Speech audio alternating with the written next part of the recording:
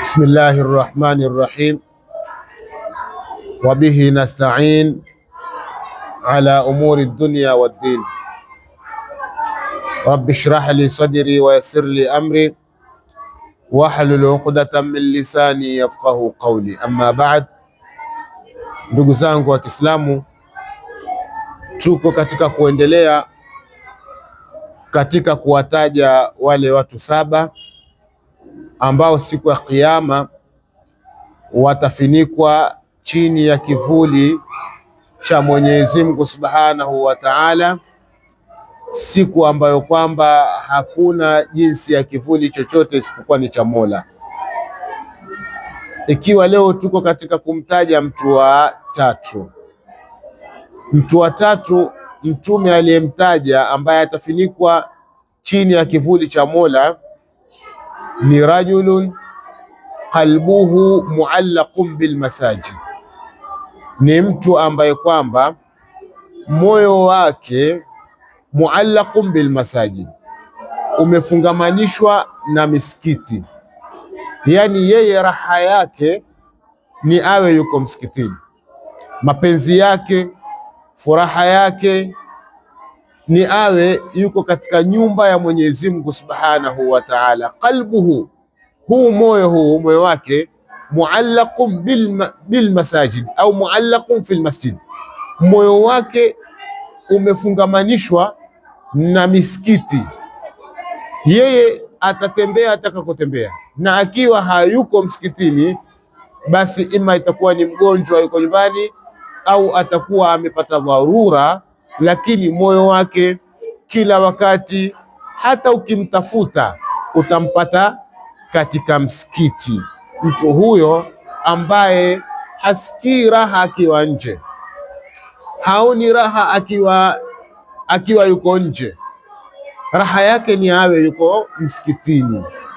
Ikiwa kukiadhiniwa tu, yeye tayari ashafika msikitini. Swala za jamaa, yeye tayari yuko mbele. Yani moyo wake muallaqun fil masjid au muallaqun bil masajid, umefungamanishwa na misikiti. Mtu huyu siku ya Kiyama atakwenda kuwa chini ya kivuli cha Mwenyezi Mungu Subhanahu wa Ta'ala. Mwenyezi Mungu alisema katika Al-Qur'anul Karim, fi buyutin adhina Allahu an turfa'a wa yudhkara fiha ismuhu yusabbihu lahu bilghuduwi wal asal rijalun la tulhihim tijara wala bay'un an dhikri llahi wa iqami ssalat. Katika hii aya Mwenyezi Mungu Subhanahu wa Ta'ala aelezea kwamba kuna watu huwa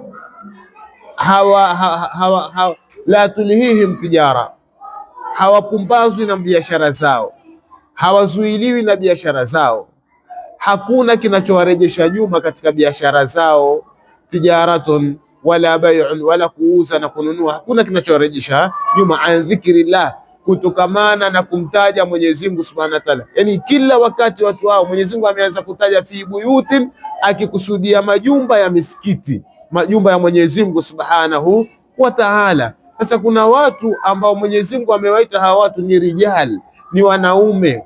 Kwa nini wakapata sifa hiyo? Kwa sababu wao kila masaa wako msikitini. Utapata msikitini kwa ajili ya kumtaja Mwenyezi Mungu Subhanahu wa Ta'ala. Na katika hadithi tukufu ya Mtume sallallahu alayhi wa alihi wasallama, Rasulullah atuambia, inna lilmasajidi autadan, hakika hii misikiti ina vijingi. Akikusudia vijingi, yani viguzo. Kuna nguzo katika misikiti. Akikusudia vijingi ama nguzo ni watu. Kuna watu Mtume sallallahu alayhi amewataja kama vijingi. Maana yake kijingi ni kile ambacho utakipata sehemu moja na hakiondoki. Kwa hiyo kuna watu utawapata misikitini tu, watu hao hawaondoki msikitini. Kama kuondoka ni baada ya kuswali salatul isha au ana dharura zake, ndio utampata na shughuli zake, akifanya shughuli zake. lakini masaa 24 mtafute msikitini, utampata msikitini. Wasoma Qur'ani utampata msikitini, waleta dhikrullah utampata msikitini, ima amepumzika lakini utampata msikitini. Hao watu wameitwa autadan, kwamba hao ni vigingi, kwamba Mwenyezi Mungu Subhanahu wa Ta'ala, inna lilmasajidi autada, ina misikiti vigingi. Asema almalaikatu julasauhum, hao walioitwa vigingi, watu ambao wapenda misikitini, malaika ndio wenye kuketi na wao watakapokuwa wamepotea, watakapokuwa wameondoka misikitini. Asema inghabu yaftaqidunahum, ikiwa hawako wameondoka misikitini, hata wale malaika wenyewe huwa wakiwatafuta wale watu. Yani malaika ameingia msikitini, malaika akimuona, mbona simuoni sehemu yake ndani ya msikiti, wale malaika wenyewe hutoka wakenda wakamtafuta kule aliko, wakamtafuta. Wa in maridhu aduhum, na ikiwa wale watu wamekuwa ni wagonjwa, sasa wako majumbani kwa sababu ya ugonjwa wao, aduhum, wale malaika huenda wakawatembelea, kwamba hawa ni watu wetu, hawa ni watu tukikaa nao misikitini. Yani malaika hutoka, malaika akaja mpaka nyumbani kwa ajili ya kumtembelea na kumjulia hali mtu ambaye kwamba ni mgonjwa, yuko nyumbani, ambaye yeye ni autad, yeye ni kigingi katika msikiti. Sasa kwa kuwa ana dharura, kwa kuwa ana udhuru, sasa malaika huenda wakamtafuta. Ikiwa ni mgonjwa, malaika huenda wakamtembelea. Hawa watu ambao Mtume sa salam amewaita ni autad. Wa in kanu fi hajatin, na watakapokuwa wako katika haja, yani wana dharura za haja, wanatekeleza, wanafanya, basi wale malaika aanuhum, huenda wakawasaidia katika zile haja zao. Mtu hajui, lakini kumbe iwasaidiwa na malaika. Kwa sababu gani? Kwa sababu ya kule kukaa kwake msikitini kila wakati. Ukimtafuta humpati sehemu nyingine yoyote, utampata ndani ya msikiti, ambao msikiti Mtume swalla sallam ameuelezea akasema, khairul biqa'i almasajid, khairi, sehemu bora zaidi, sehemu nzuri zaidi ni misikiti. Wa sharrul biqa'i, na shari ya makawanda, khairul biqa'i, khairi ya makawanda almasajid ni misikiti. Wa sharrul biqa'i, na shari ya makawanda alaswaq, ni sehemu za masoko. Kwa hiyo mtu ambaye kila wakati yuko msikitini amechagua khairul biqa'i, na kwa kuwa amechagua khairul biqa'i yuwapendwa na Mwenyezi Mungu. Hata siku akiondoka, katika hadithi imekuja, lau ataondoka atoke msikitini aende katika haja zake, wakati ule sasa yuwarudi katika msikiti, Mwenyezi Mungu Subhanahu wa Ta'ala yuwapatwa na bashasha, yani Mwenyezi Mungu yuwapatwa na bashasha. Hadithi imekuja, asema Mtume sallam, ma min rajulin kana tawattana almasjida fashaghalahu amrun au illatin thumma ada, kisha akarejea msikitini. Mtu ambaye alikuwa akipenda kuketi msikitini akaondoka, akashughulishwa na jambo, akashughulishwa na jambo lolote au maradhi akamshughulisha, kisha akarejea sehemu yake msikitini, asema illa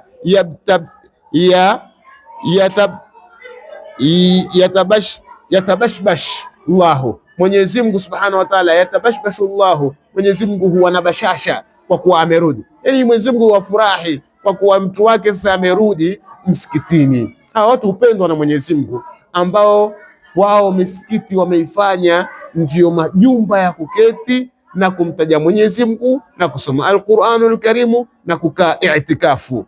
Hawa watu hupendwa na Mwenyezi Mungu Subhanahu wa Ta'ala, ndio mpaka Mtume sallallahu akasema, katika wale watu 7 ambao watafinikwa chini ya kivuli cha Mwenyezi Mungu Subhanahu wa Ta'ala, miongoni mwa hawa watu 7 mtu wa 3 ni rajulun, ni mtu qalbuhu, moyo wake, muallaqun fil masjidi au muallaqun bil masajidi, ni mtu ambaye moyo wake umefungamanishwa na misikiti. Siku ya Kiyama mtu huyo atakwenda kuwa chini ya kivuli cha Mwenyezi Mungu Subhanahu wa Ta'ala. Na katika ulimwengu hakuna nyumba ambayo ni nzuri zaidi kama misikiti.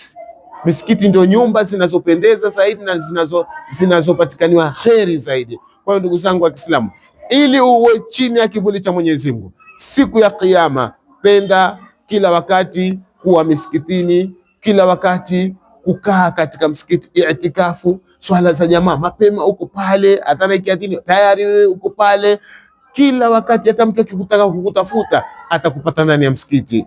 Basi ujue siku ya Kiyama utakuwa chini ya kivuli cha Allah subhanahu wa ta'ala. Mwenyezi Mungu atuwafikie khairi na tujalie min alladhina yastami'una alqawla fayattabi'una ahsana. Wassalamu alaykum wa rahmatullahi wa barakatuh.